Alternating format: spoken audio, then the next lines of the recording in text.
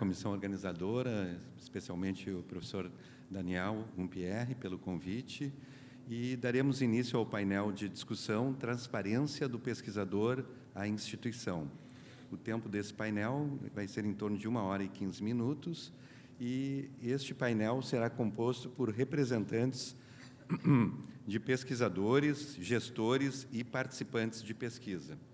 Convido ao palco o professor Pedro Curi Alau, que é reitor da Universidade Federal de Pelotas, possui graduação em Educação Física, mestrado e doutorado em Epidemiologia pela UFPEL, atua como docente no curso de Graduação em Educação Física e nos programas de pós-graduação em Educação Física e Epidemiologia. Além disso, ele é bolsista 1A de Produtividade do CNPq, é meu amigo e também é torcedor do Chavante, né? Isso acho que é importante também colocar no currículo dele. Então, se quiser falar aqui, então, o professor terá 15 minutos para proferir sua palestra e logo após os demais integrantes, que eu vou apresentar logo a seguir do painel, serão convidados para a discussão. Bem, então, gostaria de desejar um bom dia, dizer que é uma satisfação estar aqui participando desse evento, um convite que foi feito com bastante antecedência pelo professor Daniel e acabou quase sendo declinado de última hora, porque hoje, às 14 horas, nós teremos uma reunião importante do Conselho Universitário da Universidade Federal de Pelotas para discutir, entre outros temas, a criação do curso de fisioterapia na UFPEL, que é uma demanda grande da nossa comunidade. Então, eu acabei não declinando o convite, vim ontem de noite para Porto Alegre, mas às 9h30 em ponto eu estarei ali na mesa, vocês vão estranhar que eu vou me retirar, mas é porque eu tenho que me deslocar para Pelotas para participar dessa reunião. Mas o tema desse evento ele é um tema bastante desafiador. A questão da transparência na pesquisa, a questão da transparência na ciência como um todo, é uma pauta que sempre me instigou, e eu vou tentar aqui fazer uma fala que é muito prática, eu não vou fazer uma fala muito conceitual, até porque me foi atribuído de 10 a 15 minutos, e eu resolvi, então, fazer uma fala com sugestões bem práticas, algumas bem provocativas, inclusive, para estimular o debate que nós vamos ter logo a seguir junto com os colegas. Então, a primeira questão que eu estou trazendo aqui, é muito interessante fazer a apresentação sem eu conseguir enxergar meus próprios slides, mas sorte que são só 4, então eu me lembro razoavelmente bem do que eu botei. Eu fiz algumas sugestões específicas que talvez sejam até mais específicas para a ciência brasileira. Uma delas é que eu acho essencial que exista uma disponibilização pública das atividades desenvolvidas pelos pesquisadores, pelos professores das universidades federais, estaduais do Brasil. Uma questão que me pega um pouco em relação a essa pauta da transparência é que praticamente todos nós, professores universitários, temos, como parte da nossa distribuição de carga horária, uma quantidade de horas dedicadas à pesquisa ou à extensão e algumas horas também, várias, dedicadas ao ensino. E as atividades de ensino, elas são totalmente públicas e transparentes, porque são aulas, todo mundo está lá na sala de aula. Agora, as nossas atividades de pesquisa, se alguém quer descobrir quais os projetos de pesquisa hoje coordenados pelo professor Rafael, que é nosso professor ali da odontologia da UFPEL, é um processo super complicado de buscar e clicar ali. Eu acho que a gente deveria ter, e essa é uma primeira sugestão importante no meu entendimento, em relação à divulgação da transparência em pesquisa, ter disponibilizado as atividades, as fontes de financiamento, a carga horária despendida pelos nossos docentes em atividades de pesquisa. E eu digo isso também, já trazendo um elemento que deve ser interessante para a discussão, que tem muita gente no Brasil recebendo recurso federal por dentro de seus salários para despender em atividades de pesquisa, cadastradas e que nunca geram nenhum produto publicamente disponível. Então, tem muito pesquisador que tem horas e horas de pesquisa na sua carga horária e tu não conhece um único produto, e certamente que eu não estou falando para as pessoas que estão nesse congresso, mas acho que é um passo importante para o desenvolvimento da ciência no Brasil. A segunda questão que eu queria trazer ainda mais nessa coisa dos projetos é que a gente tem alguns métodos de pré-cadastro de projeto. Os projetos que são submetidos a financiamento, eles, de alguma forma, eles existem, mas eles não são tão públicos assim. E a outra questão é que não existe em muitos locais em que eu consiga ter um cadastro de projetos, de ideias, com hipóteses, com questões de pesquisa, com dados detalhados de financiamento. Por outro lado, nos clinical trials a gente tem.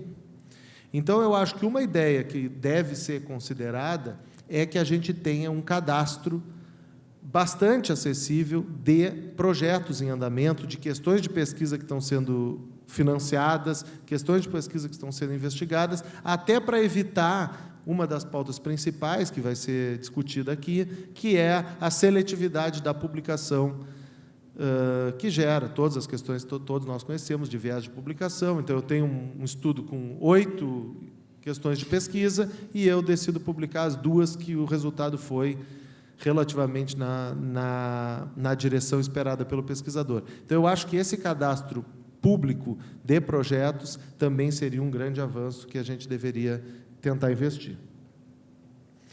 Então, depois eu vou falar um pouco mais do sistema de peer review, do sistema da publicação mais tradicional.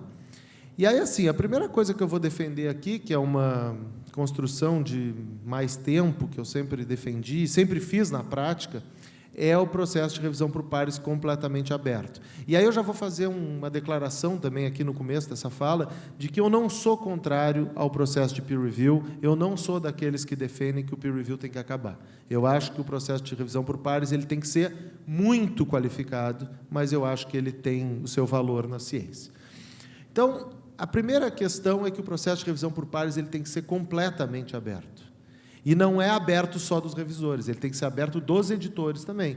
Porque, hoje em dia, 90% dos artigos submetidos para as revistas de maior impacto, eles são recusados no primeiro estágio. E todos eles vêm assinados pelo editor-chefe, em geral, na maioria das revistas. Só que não é o editor-chefe que toma a decisão em vários casos. Tem editores associados, para os quais o artigo é submetido, que fazem essa primeira avaliação de qualidade. Na minha percepção, também os nomes dos editores que fazem esse primeiro escrutínio devem ser publicizados. Os nomes dos revisores devem ser publicizados.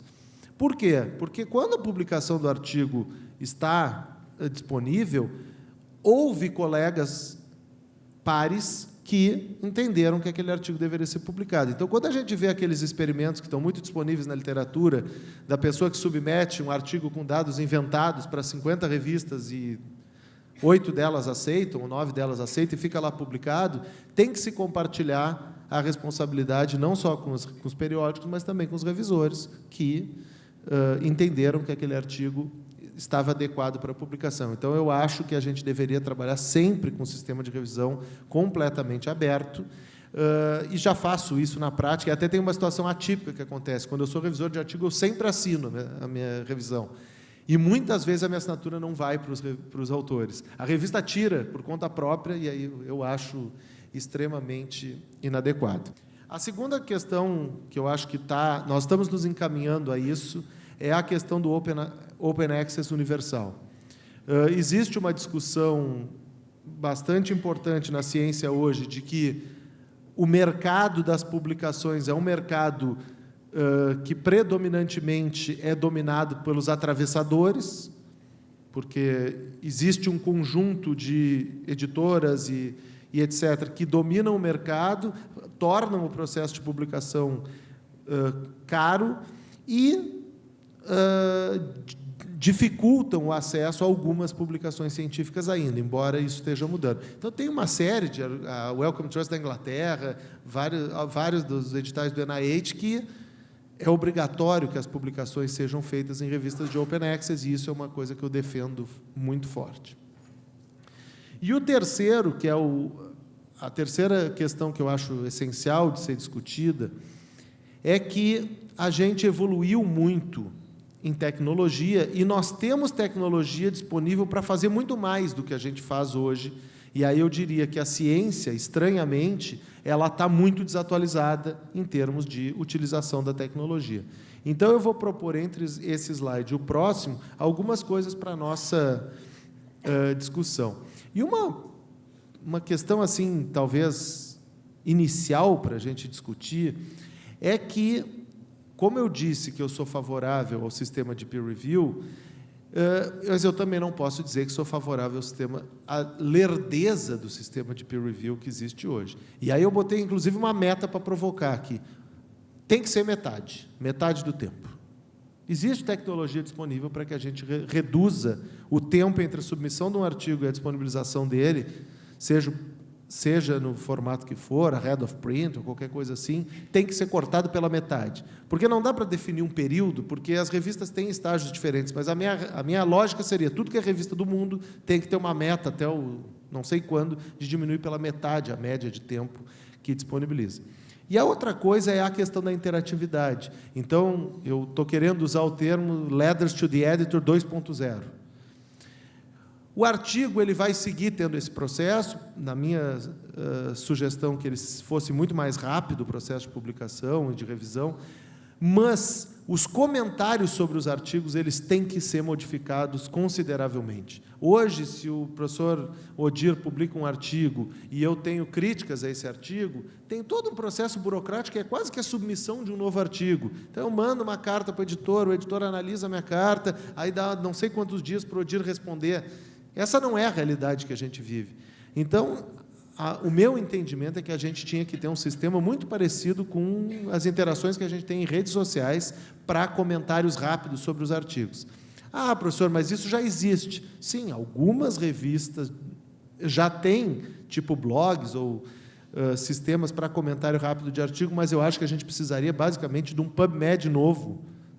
E aí fica a dica para alguém que trabalha com alguma empresa de tecnologia, alguma coisa assim, que promovesse essa interação imediata para reações sobre os artigos, e com likes, dislikes e todas as coisas que a gente fala muito e está acostumado de outros lugares.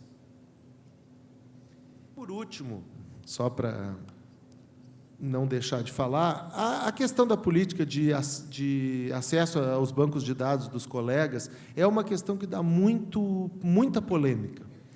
Então, hoje em dia, basicamente, vários dos órgãos de fomento exigem que os bancos de dados das pesquisas eles estejam disponíveis. Tem muita reação da comunidade científica a isso. Nós, lá em Pelotas, isso é uma pauta que sempre é pesada para nós, porque a gente tem uns 40 anos que a gente acompanha lá as pessoas que nascem em determinados anos em Pelotas e, de repente, dá uma sensação meio difícil de lidar com o fato, não, os bancos de dados vão estar tudo aberto, a gente tem lá um trabalho monstruoso para coletar dados, mas qualquer pessoa vai poder acessar.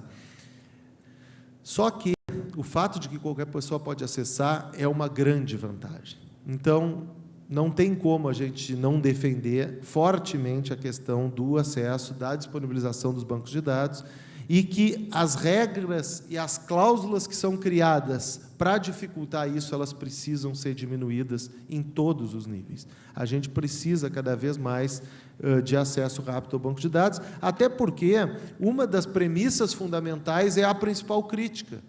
Algumas pessoas dizem, mas alguém vai publicar o dado antes que eu. Sim, mas é isso que a gente quer, assim, a gente quer que as pessoas publiquem, que possa contestar e etc. E tal. Então, eu acho que essa questão do acesso aos bancos de dados é uma questão fundamental. E a última coisa lá que eu vou defender é que, de novo, estimulando as empresas de tecnologia, não dá para que o nosso principal base de dados, eu estou citando uma, mas a nossa principal base de dados, o PubMed, ainda seja no formato atual. Nós temos que ter um novo sistema que agrupe os artigos por temática, que a busca não seja tão baseada no engavetamento existente entre as revistas. Então, existe tecnologia para facilitar o processo, de forma que os artigos sejam muito mais agrupados por temas do que agrupados pelo modelo antigo, que é baseado no fato de que cada revista era impressa e que, então, eu fazia busca nas revistas. Hoje não é mais assim. As revistas, em geral, não são impressas, boa parte delas, e nós temos que ter, por transparência, facilidade de acessar artigos que já foram publicados sobre o tema que a gente está trabalhando. Então, essas são as colaborações iniciais. Eu vi que faltava 3 minutos a última vez que eu olhei. A ideia é provocar uma série de reflexões com esses temas e trazer os especialistas no tema para discutirem. A única declaração importante de ser dada é que nem todos os palestrantes dessa mesa, dos painelistas, vão poder usar slides. Então, o que eu fiz? Um dos colegas da mesa mandou um conjunto de slides que poderia utilizar com antecedência, e eu, embora não tenha pego os slides, algumas das ideias que eu apresentei aqui, inclusive, estão compartilhadas com o colega que mandou. Então, a palestra é dada por mim, mas ela tem a colaboração dos outros painelistas com algumas das ideias que estão aqui, e o que eu não quis foi tirar da tua fala, foi a questão do Tinder, que eu achei uma questão importante, essa coisa do efeito Tinder das publicações, então essa aí eu não trouxe antes a tua ideia. Muito obrigado, gente, bom debate para todos nós.